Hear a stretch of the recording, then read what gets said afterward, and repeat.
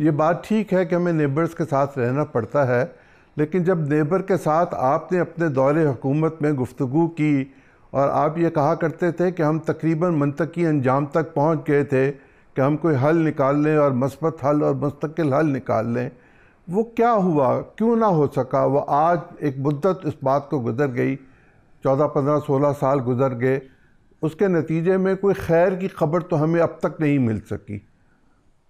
आप बात करें इंडिया के साथ, पहले अफगानिस्तान की बात। जी हाँ, इंडिया के साथ जी सही कह रहे हैं। ना सिर्फ ये कि जो मैंने किताब लिखी और जो मैंने सब बताया 2015 जी 16 में उसके कई एडिशंस भी छप गए हैं, उसमें मैंने बताया था जी कि हल क्या था। ये वाहिद किताब है, ना प्रेसिडेंट मुशर्रफ जो लिख सकते थे ना उन्होंने लिखी, ना डॉक्टर मनमोहन सिंह ने लिखी, क्योंकि ये चश्मदीद थे उसके।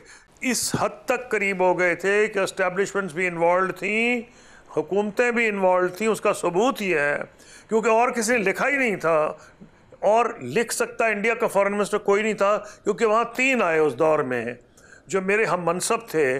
तो यशवंत सिन्हा और जो फिर आखिरी थे ये जो है, जो बाद में वो मुखर्जी साहब सदर बन गए, और फिर नटवर सिंह साहब जो बीच में आए, वो 3 थे, इसलिए उनको कहानी का नहीं पता था। जी तो जो मेरी किताब की लॉन्च हुई थी इंडिया की तरफ से दिल्ली में, जब मैंने लॉन्च की तो मनमोहन सिंह साहब थे और अपोजिशन लीडर एल के अडवाणी थे जो बीजेपी के लीडर थे, और यहाँ जी प्रेसिडेंट मुशर्रफ थे। इन जी अदर वर्ड्स, जो मैंने बुक लॉन्च की थी जी एडवांस कॉपीज देख के, दे ऑल अग्रीड कि हाँ हम हल के करीब थे और जो मैंने लिखा ठीक लिखा है। किसी ने अब एतराज़ आप नहीं पूछे किया उस अमल पर। क्यों नहीं हादू, उसकी 2-3 वजूहत हैं।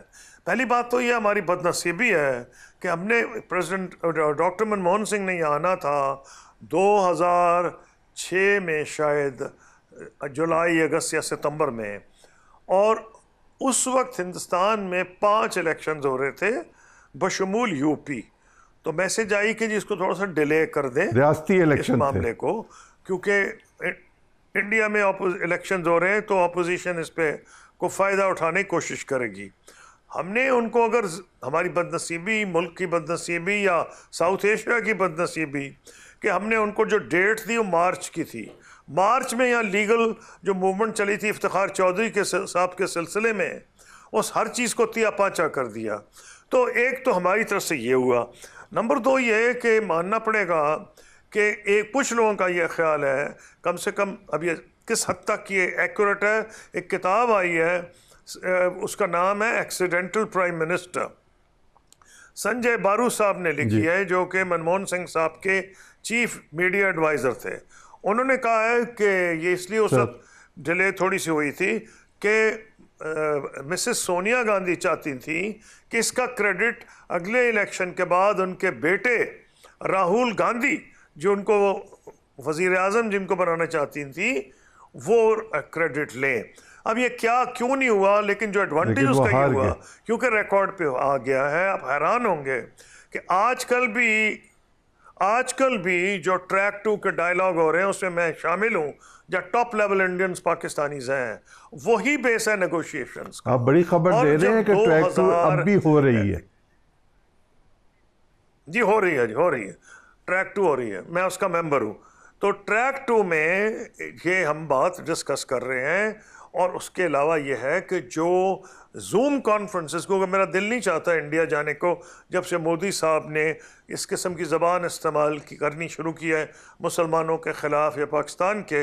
पहले मुझे बहुत सी कॉन्फ्रेंस बुलाया जाता था, मैं जाता था, अब मेरा जाने को दिल नहीं चाहता। लेकिन जूम कॉन्फ्रेंसेस में भी वो 4 पॉइंट्स जिसको कहा जाता है, हालांकि वो 11-12 पॉइंट्स हैं, लेकिन उसको क्योंकि प्रेसिडेंट मुशर्रफ ने 4 पॉइंट्स कह दिया, उसका नाम ही वो पड़ गया। एक्चुअली 11-12 पॉइंट्स हैं जो India Pakistan Kashmiri Indians Pakistanis जो सेंसिटिविटीज़ हैं उसको एड्रेस करते हैं।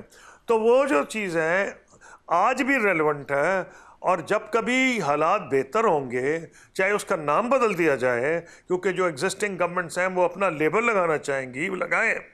और हल कोई नहीं है, व्हील को री इन्वेंट नहीं किया जा सकता।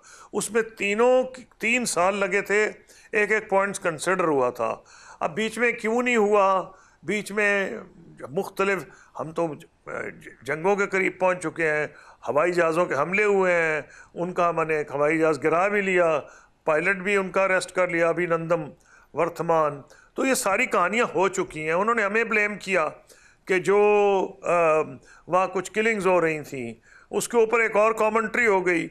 उन्होंने, जो उस वक्त के गवर्नर थे, उन्होंने कहा जी ये तो खुद गलती थी गवर्नमेंट ऑफ इंडिया की, और उस वक्त ये जो से मोदी साहब ये फ़ायदा उठाना चाहते थे 2019 के इलेक्शन से पहले। नहीं तो मुझे तो किताब जो लिखी है लंबा साहब ने, जो बैक चैनल नेगोशिएटर हैं, उनकी किताब 2023 या 24 में छपी है, 23 में छपी है। उन्होंने वो चीज़ कहा कि जो मैंने कहा ठीक है। उन्होंने मज़ीद एक्सप्लेन कर दिया कि मोदी साहब ने उनको 2019 में कहा कि आप पाकिस्तान जाएं, या 2018 जब भी कहा, और मियाँ नवाज शरीफ के आखिरी दिन थे कि मियाँ नवाज शरीफ से उस इशू पे बात करें। इन अदर वर्ड, चाहे वो मोदी साहब हो, चाहे वो कोई और हो, चाहे ट्रैक 2 हो, बात अब वहीं से शुरू होगी जब भी होगी। क्या इसमें ये जो 370 वाला इशू है, इसको भी एड्रेस किया जाएगा कश्मीर के हवाले से? देखिए, एक चीज़ समझने की ज़रूरत है, पाकिस्तान का case UN security council resolutions पे बेस्ड है या शिमला एग्रीमेंट। अब दो ही हैं। एक तो शिमला एग्रीमेंट जो बायलैटरल अगर बात करें तो हल करें, जो हमारा इंटरनेशनल क्लेम है United nation security council resolutions का है। ये जो एग्रीमेंट था, ये उस मुआहदे का हिस्सा था जो शेख अब्दुल्ला और पंडित जवाहरलाल नेहरू के दरमियान हुआ था। हम उसमें कोई इंटरेस्ट नहीं लेते थे, लेकिन हम इंटरेस्ट अब इसलिए ले रहे हैं कि वो कश्मीरी जो हैं वो इस बात पे अपसेट हैं कि उनकी आइडेंटिटी को तबाह करने की कोशिश की गई है।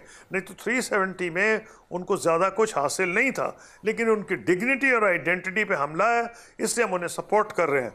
लेकिन हमारा बुनियादी मकसद जो है वो वही है जो शुरू से था कि एक ऐसा हिंदुस्तान पाकिस्तान मिल के मुआहदा करें जिसके अंदर कश्मीरियों के हुकूक को तहफ़्फ़ुज़ दिया जाए, और ये ख़ित्ता यूरोप की तरह जो इससे बड़ी बड़ी जंगें लड़ चुका है, अमन की तरफ गामज़न हो ताकि डेवलपमेंट की तरफ हम जाए।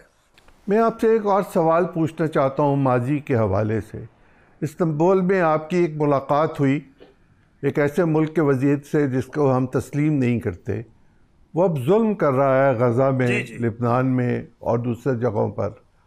क्या आप समझते हैं कि हमें इसका कोई जवाब किसी तरह देना चाहिए, और इसको रोकने के लिए हमें क्या करना चाहिए? पहली बात तो ये, हम गए क्यों थे ये समझने की ज़रूरत है।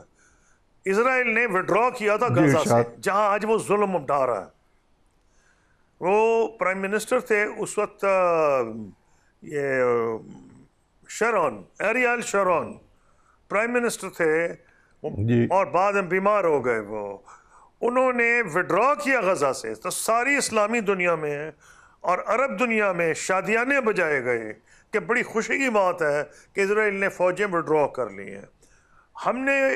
हम भी खुश थे, लेकिन हमें एक समझ लें हिडन वार्निंग समझ लें, या उनको बताना ज़रूरी था डिप्लोमेटिकली कि भाई आप हमसे ज़्यादा ना, अब अंग्रेज़ी का तो कोई लफ्ज़ नहीं है, उर्दू में भी नहीं है, पंजाबी में, पंगे ना लें। मतलब ये था कि वो हिंदुस्तान के साथ उनकी जो मिलिट्री अलायंस जो था, वो उनको ऐसे ऐसे मिसाइल्स और वेपन्स दे रहे थे जो अमेरिका भी उस वक्त नहीं देता था, क्योंकि अमेरिका का हमारे साथ अलायंस, एक हम एलाइज थे। तो उनको बताना मकसद, इसराइल हमसे इसलिए बातचीत करना चाहता कि हमारे जो मिसाइल्स हैं, हम ये कहते हैं दे आर इंडिया स्पेसिफिक, वो सिर्फ इंडिया के ख़िलाफ़ हमने किया, और we are a peaceful nuclear power. तो हमारे मिसाइल्स की रेंज हम कहते थे सिर्फ अंडमान आइलैंड्स तक है। तो अंडमान आइलैंड्स इसराइलियों को पता था ज़्यादा दूर है कंपेयर टू इसराइल, तो उनको पता था कि हमारी रेंज में इसराइल भी है। तो हम उनको ये बताना चाहते थे कि आप ज़रूरत से ज़्यादा हिंदुस्तान के साथ नत्थी ना हो। नंबर 2, उस ज़माने में आपको याद होगा कि बुश एडमिनिस्ट्रेशन, हालांकि हमारी हलीफ कहलाई जाती थी, लेकिन वो हमसे सिविल न्यूक्लियर टेक्नोलॉजी शेयर करने के लिए तैयार नहीं थे, क्योंकि बदनसीबी से उस वक्त जो AQ खान अफेयर जो सारी दुनिया में छा गया था, आपको याद होगा, उन्होंने कहा जी नहीं, आपसे नहीं शेयर कर जी, सकते क्योंकि अमेरिकन कांग्रेस अमेरिका को हम बना नहीं सकेंगे कि आपसे शेयर करना सेफ है। इंडिया से वो कर रहे थे। हमारा तज़िया ये था कि जो अमेरिकन जूइश लॉबी है वो पाकिस्तान से सिविल न्यूक्लियर एनर्जी प्रोग्राम को शेयर करने में हायल है। तो हाईएस्ट लेवल पे पाकिस्तान, हाईएस्ट का मतलब हाईएस्ट होता है, सिविल मिलिट्री टॉप, फैसला किया गया कि आप वहाँ तुर्की को, हमारा दोस्त था प्रेसिडेंट अर्दोआन, उस वक्त वज़ीर आज़म थे, वो भी हमारे करीबी दोस्त हैं, उन्होंने ऑफ़र की कि वो हमारी मीटिंग वहाँ करवा देंगे और उस जगह पे। और मुझे याद है जब मैं मिला तो उन्होंने पहली बात मुझसे पूछी इजरायली डिप्टी प्राइम मिनिस्टर ने कि आप इस फ़लस्तीनियों से ज़्यादा क्यों फ़लस्तीनी है, why are you more Palestinians than Palestinians. तो मैंने जवाब दिया था कि हम समझते हैं कि फ़लस्तीन में जुल्म हो रहा है और हम फ़लस्तीन के मसले को कश्मीर के मसले के साथ उसको इक्वेट करते हैं। तो उन्होंने हमें बहुत कुछ ऑफ़र किया कि जी नैनो टेक्नोलॉजी, एग्रीकल्चर, ये करे, हाई टेक्नोलॉजी। मैंने आकर सब यहाँ रिपोर्ट किया था, लेकिन जो मसला था हमारा एक बड़ा क्लियर था। अगर आप उस वक्त की भी वीडियो को देख लें तो उनका ख्याल था हम उनको रिकग्नाइज़ करेंगे, लेकिन हमने क्लियरली स्टेट कर दिया कि हम नहीं रिकग्नाइज़ करेंगे। जो मेरी उनके साथ जॉइंट प्रेस कॉन्फ्रेंस है, जबकि तक एक आज़ाद खुद मुख्तार फ़लस्तीन की रियासत मोरज़ वजूद में नहीं आती जिसका दारुल खिलाफा बैतुल मक़दस हो।